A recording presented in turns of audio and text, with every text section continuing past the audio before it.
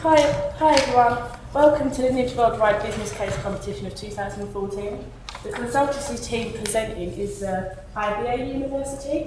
I'm your timekeeper, so when you have 20 minutes for your presentation, I'll be sitting there. I'll show you a card for when you have 10 minutes, 5 minutes, 3 minutes and 1 minute. If you could nod, so I know you've received the message. And also for the judges, I'll be calculating your 10 minutes and I'll be sitting over there so you guys can see me and you guys can see me. Judges, if you want to present yourself to your students, and your students, you can start your presentation.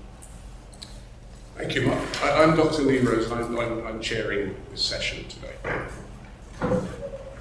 My name is Peter Lowes. I'm Rebecca. I'm Martha.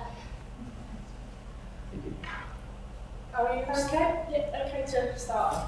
Okay, so ladies and gentlemen, dear Jerry, we are a team from Denmark, DS Consulting, and here with me today are my colleagues Boniface from Hungary, James from the United Kingdom, Brian from Denmark, and I myself am Agatha from Latvia. On today's presentation's agenda is a brief explanation of current strategic situation, followed by internal and external analysis. Afterwards, alternatives, recommendation and implementation strategies will be proposed to you. Now, Boniface will start with explaining the strategic situation. Thank you very much, Agatha. So, as said before, we are going to be having a quick look at the strategic situation and first the key issues that your organization is currently facing. We are going to uncover them and we are going to delineate appropriate goals to resolve these issues. So now that I see the issues, we can state that there is an insufficient capacity to actually match demand so that your organization does not produce enough in clear terms. And there is a steadily increasing demand, so that you need to increase and broaden supply. And as well as there are tangible and social costs of alternatives when it comes to development, therefore it hinders the ability to choose a right decision. As well as there is of course a political meddling in the industry that is a characteristic of the industry. So what goals do we actually propose to resolve these key issues? We propose that you are going to make use of new and sustainable sources of supply, as well as to actually optimize the capacity and distribution of the supply of yours, and to minimize external reliance, most important. So, the question to drive the presentation is how should TVA distribute its resources in order to create an abundant and cheap supply of electricity amidst this very challenging market environment. So now, let us see the analysis that will uncover the key facts to answer this question. James? Thank you, Boniface. So the first thing we're going to do is look at your company's internal source of value in order to establish what can be used in order to address the issues aforementioned and obtain the goals. So, the first thing giving your company distinct competencies are the resources, such as the fact you are government owned and therefore supported wholly. You have a vast area of operation geographically speaking, as well as a wide customer base in all areas of demography, both rich and poor, those who are interested in, for example, greener energy, etc., etc. And lastly, you have capabilities of different energy sources. This means that you are not just relying on fossil fuels, but you've also got some experience in wind as well as other sources of energy.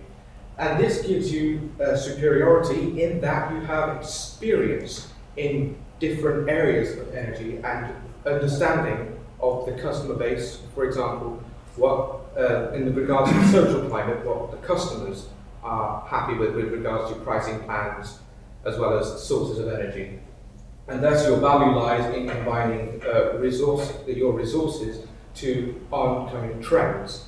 And thus we can see in summation of your internal situation, your strengths and your weaknesses, that despite consumer understanding as well as diversity in energy operations, you are currently only relying on revenue from your energy consumption or by your customers. There's also a large amount of wastage, particularly in the natural gas, due to trying to match up demand, as in both base load and peak loads, and the government control can restrict many operations. Now, we shall look externally And the first thing we shall look at is a peace analysis which consists of political, economic, ecological, societal, as well as technological factors. Now these macro factors are interlinked. For example, with regards to the political spectrum, within the politicians in the US, there is an increasing tendency leading towards green energy. With regards to the economic situation, you are maybe restricted by the debt ceiling, especially with the recent US government debt performance. With regards to the ecological here, you can see that they are now trying to open up and develop, and this ecological here is related to the technological factor here, where we can see that there are, globally speaking, there is also an increase in trying to develop these green technologies. And with regards to societal, within the US, you can say the Gini coefficient seems to be increasing, which is to do with income inequality. And this is important because with regards to investment, it can affect where the government and thus the politicians, when they make their budgetary decisions, where they actually want to put their money. And another societal factor is the increasing interest towards green. And it should say here also that nuclear energy is also becoming frowned upon. Now, when we look at the trends and key industry success factors facing the industry, first thing we notice here, as previously mentioned, are increasing interest in green on all fronts, as well as the possibility of fracking. Now, when it comes to the status of the KISS, or the key industry success factors, we can see here that the efficient operation, as well as a positive social perception, these are in development or unattained by your company, currently speaking. And the way we can propose for you to achieve these key industry success factors is by trying to leverage the political interest as well as the social trend towards income inequality and cheaper energy. And now Brian shall explain to your company the alternatives situations. Thank you, James. Yeah, we've lined up some alternatives that we wanted to evaluate to give the best solution to. The first alternative is to look at the short-term demand, because demand is increasing, and your company has set a goal to close down some of the coal plants that you have. So this would be to go against, you have the increasing demand and you want to keep that down. And then at the same time, we want you to look at a new pricing strategy. As you mentioned in the case, you can actually do something about the usage, so you don't have the peak times increased, so you can level it out. Our second alternative is a midterm focus. In this alternative, we want you to focus on renewable energy and to go with natural gas plants, and also to focus on the more greener side of the business. Our third alternative is long-term development. This might require investment in nuclear plants or coal plants, but the coal plants, you are closing them down, so there is a risk that consumers would not like that idea, and therefore that is a con. So these are the three alternatives, and now I will give Agatha the opportunity to continue. Thank you very much, Brian. Now, just to quickly recap on the goals proposed. First of all, we suggest you to strive to increase your sources of alternative energy, as well as optimize the capacity and distribution, and minimize external reliance. So in face of these goals, we have created criteria to evaluate each of the alternatives Brian explained. And these criteria will help us to select an alternative to fulfill your capabilities, minimize costs, and strive for sustainability. And as you can see, the most important factor here is impact. How the alternative is going to impact the operating costs, what capacity is going to be added, and is the alternative sustainable. Now, after evaluating these alternatives, you can see that alternative to be focused on midterm is the one that will able to give you the strategy. Now, Boniface will explain you our actual recommendation. Thank you very much. So, as previously mentioned, we are searching for a strategy that is going to allow for longevity in the business model, as well as we are going to minimize our costs and try to fulfill the demand that we cannot today. So in the face of this, we are suggesting you to come up with a real balanced midterm strategy that will include focusing on wind projects and on natural gas to ride the trend. But what we actually mean by this is that you need to fulfill key enablers in the short term and in the midterm to reach these long-term goals. Now, firstly, you can see it in the industry that you have an 11% external procurement as you cannot fulfill your demand. So this creates problems. This costs a lot of money. This market hunger costs a lot of capital, as well as you have a lack of peak response capability. So what we suggest you is to increase your exposure when it comes to wind farms and actually invest into 20 new wind farms. This will greatly decrease the exposure that you currently have in terms of the external procurement, as well as it will gain you positive points with the government, and it is a capital-friendly option indeed. What we suggest you to do is to set up these plants on the borders of East Tennessee, and this is due to the fact that the state itself is lacking in wind power, and due to the currents coming in from the Mexican Gulf of Mexico is located and goes through East Tennessee. So this is the best chance to maximize the efficiency of these wind farms. But on the other hand, when we turn to the midterm issues, when we turn to the midterm, we are suggesting the organization to make use of natural gas due to the fracking trend, hydraulic fracturing trends, which will enable you to force down fuel costs to be friendly when it comes to investment, as well as you are going to gain governmental support due to this environmentally friendly recommendation.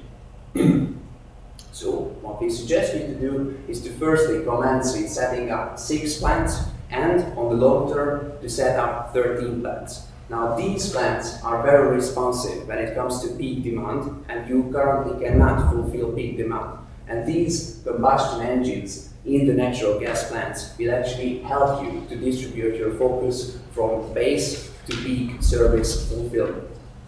And in order to put this to a pragmatic perspective, Agera will take over and later delineate how to align customer needs with this new strategy. So that is to be laid out later. So now we can see that as soon as you fulfill these key enablers in the short term and during the midterm, you're going to be able to make use of this strategy so that you will create longevity and you will minimize external risk. You will be able to react to peak demand, distribute your resources efficiently, and you can dodge premature investments. We do not suggest you to engage in investing to nuclear power plants, as there are lots of hindrances and political problems and political meddling when it comes to that. So this is what we suggest you to do in short and midterm to make use of your capabilities and trends. So now let us see the pragmatic implications of the strategy. Thank you very much. Now, the most important thing to do for your company is to decrease the costs and increase capacity. So we address this issue on the short term by creating wind farms and by educating customers. Now this will both decrease your costs due to the fact that renewable energy is a smaller investment than other sources, as well as customer education will help you to create a more legible distribution between base hours and peak hours. Going further, as Boniface said, we suggest you to create the natural gas plants to balance off to be able to sustain the demand in peak hours. And as you said, you are planning to reduce the coal plants, and therefore you might want to evaluate the need for a nuclear plant because you're planning to reduce your capacity by 5,500 megawatts. So you will need something to sustain it. So we suggest to evaluate the need for a nuclear plant once the elimination phase gets closer to the end. Now, on the other side, first of all, once the customer education has been running for 4 years, of course you have to evaluate it.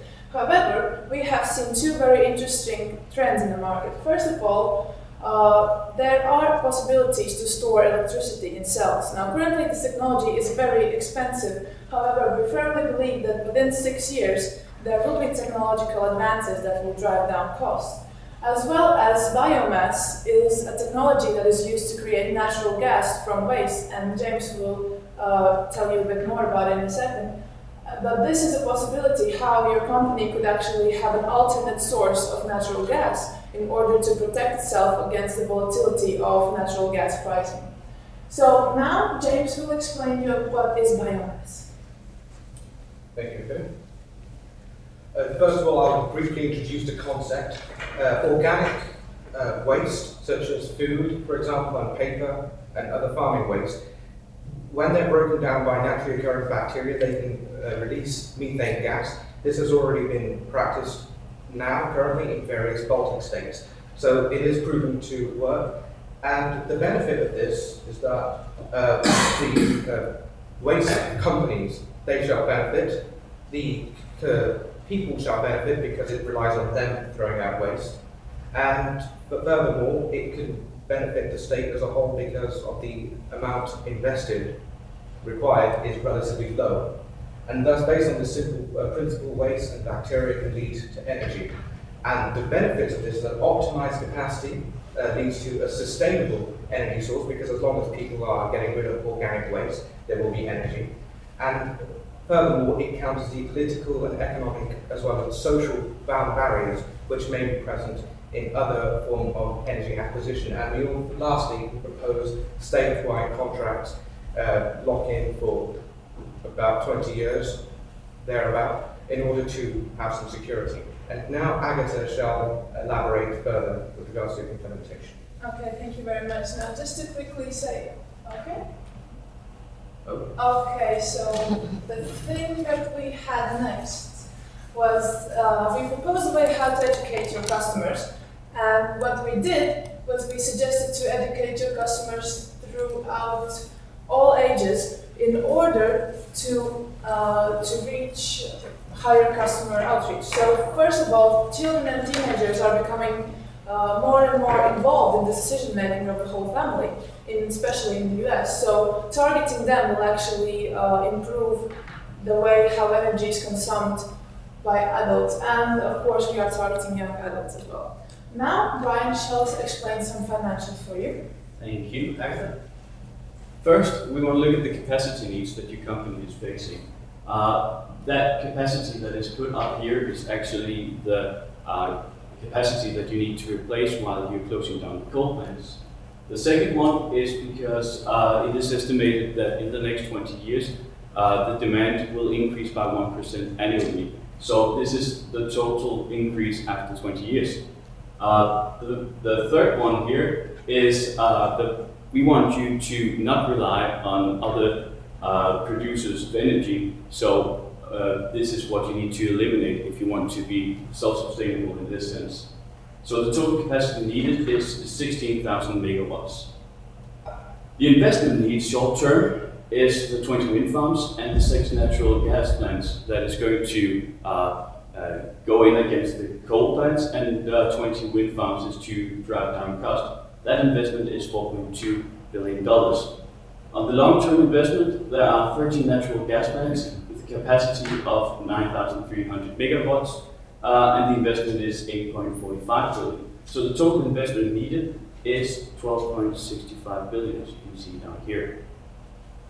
So the amount up here, $12.6 billion, with the rate of 7.5, because we want to go through bonds in a long term, will actually help you have an NPV after 20 years of 10.5 billion. And the positive cash flow will actually be seen by 2020. So this is the outcome of your investment. Now Boniface will conclude this presentation. Thank you very much, Brian. So, ladies and gentlemen and jury, we propose that we are going to create a foundation for long-term sustainability. Firstly, we are going to architect this by eradicating hindrances. Short-term wind projects as proposed is going to fulfill the gap that you currently have, as well as we are going to create a balance between base and peak hours, and this is going to be fulfilled by investing into natural gas plants, and in roughly 20 years, this is going to pay itself off and going to be resulting in an optimized capacity and a very stable cash flow. So right now, we would like to thank you for your attention and like to hear your questions.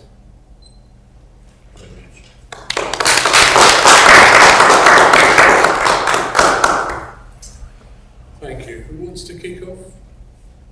Peter? Thinking of what you've said, you seem to be placing in the short term a lot of focus on wind farms. Why just the short term? The That's short the question. The motivation behind setting up wind farms in the short term is because the construction cycles of these wind farms the cycle is only a year, and currently we are in a deep deficiency when it comes to production. So we would like to eradicate this imbalance, and we would like to be self-sustainable when it comes to energy production. So on the short term, we have this winter project to eradicate the hindrances and to be able to start laying down the foundation for this future sustainability. And if I can, the 20 wind farms will of course run for the 20 years that they're projected to run. So they will contribute throughout the entire period. But as Bonnie said, they're easy to build. It takes not as much as if you're going to make a coal plant or nuclear plant, for instance. So in that sense, you will be quicker in responding to the market needs. Well, so you've got to find 4.2 billion, I think it was. How are you going to go about financing it? Well, I can, if you go to, we have some. Additional slides? Well, yeah, you can take that one. We want you to take out those. I know this is a lot of numbers, and that's why it's in additional slides. We have the cash flow both for the wind farms and the natural gas up here. If I can have it, thank you. So this is the cash flow and the annual cost that you will have. These are the loan payments that you see here, and so we'll have a positive cash flow in 2020. This all leads to that it is a good investment because you have a net present value at 50%. So you're going to finance this by issuing loan bonds, right? Exactly, yeah. Okay. Yeah. Any other questions? So you're proposing that we invest 12.65 billion into the wind farms and the natural gas. What are the risks of investing in those particular areas of energy? Okay. Okay. Well, the first thing is that legislation, as we are expanding in natural gas, there may be future legislation, especially with the current government, which is starting to favour green energy gradually. So there may be legislation hindering that, and so to mitigate that, we would step up municipal lobbying. And in failure to turn that, then we would turn more focus towards more natural as well as green projects. And currently, we are to, for example, expand on wind and try to look into other energy sources as well. Furthermore, if there are issues such as debt ceiling, the debt ceiling is lower, then we secure private investors in order to mitigate this. However, failing that, what we do is we reduce the number of bonds we're actually giving out. And lastly, if the demand surges above the expectation, then we try to have capacity generated at 10%. So where we would tell the designers to accommodate more than we actually originally want as people. And this, of course, we'll get this information as we are actually developing the projects and we look at trends in energy. And if, for example, in the original design process, we find that the energy requirement is actually increasing at a quicker rate than we expect, then we hope that the 10% extra capacity will cover that. But failure to reach that, the recommendation thus is to increase the prices in order to try and encourage consumers not to spend so much energy. If I may put this to the strategic perspective, we are designing with natural and wind projects as to mitigate the risks of political or societal fallouts when it comes to very long-term projects but stable projects such as nuclear power. So we were trying to choose the safe side when it comes to political mapping, but we were trying to fight for further sustainability. So we factor the risks into the decision making. Did you want to come in? Or I had a rejoinder to. Yeah, no, that. to- I've got a to question, your but question. Did you want to come in? yeah, I can do after. Yes, I'm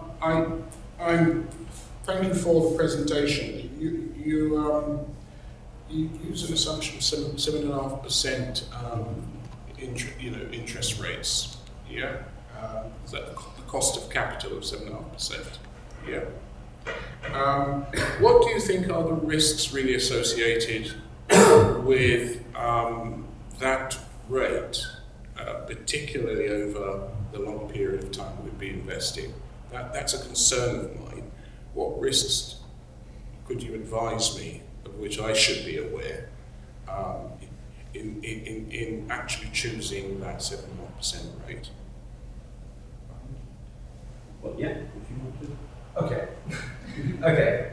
The major risks at the moment are related to the banks. It does depend on which bank is actually giving you the loan as well. So be very cautious as to check the actual bank's record when you ask for the loan, or of course if it's a private loan, for example, if you decide to choose that instead, check their record. And this is because a lot of uncertainty since 2008, economic uncertainties happened, and thus I think, well, we think that to check the records of the persons giving you the investment is the best way to secure against that. And furthermore, I recommend that you have a contract where you actually lock in a certain amount, which can help increase your security. And should the economy go into, we are in a recession at the moment, and of course those are very risky situations for investment. But what do you think should be my outlook for the future? What could you advise me in terms of the recessionary pressures and the impact on your proposed investment plan? Yeah. If it's impossible to sell the long-term bonds in that sense, you can switch to the shorter-term bonds. The rate, therefore, will not be as high, but you can do the implementation gradually in that sense. So you would cover yourself over the long term. But then, of course, you need to establish your natural gas plants gradually instead of 13 at one time, basically. Thank you. I'd like Martha, you wanted to. Yeah, I had a question actually about the sort of long-term goal towards looking at biomass and energy created from that. And you mentioned that it would be good for people and also waste management companies. But you said that one of the things that you wanted for this organisation was to minimise external reliance, and that seems to me like it would be sort of actually increasing our external reliance, because we all the supply of the food and the waste would be coming from waste manufacturers. And I was wondering if you sort of could expand on how you would kind of look at I that. don't think it would increase external reliance, because the fact is, on a daily basis, we produce waste, both organic and biodegradable, as well as the non-biodegradable. So I actually don't think it's relying too much, because it happens all around anyway. And as long as we are producing waste as humans and otherwise, there will be something from which the power can be generated, because it's for all organic matter, this is. So it's not just food, it's also farming, and to say holistically that it's going to be going down, I just don't think this is a very realistic. May I supplement that? We believe that this strategy comes with numerous positive political spillovers. So for example, when it comes to securing governmental bonds or loans due to the quantitative easing, we are going to be, of course, making use of this. When it comes to bio projects, wind projects, we are going to increase our ties with the municipality and the government. So we are trying to wire this strategy in to the political political level of decision making. It's gone. Your time's up. Thank you. Thank you very much. Thank you. Thank you for listening, Martha.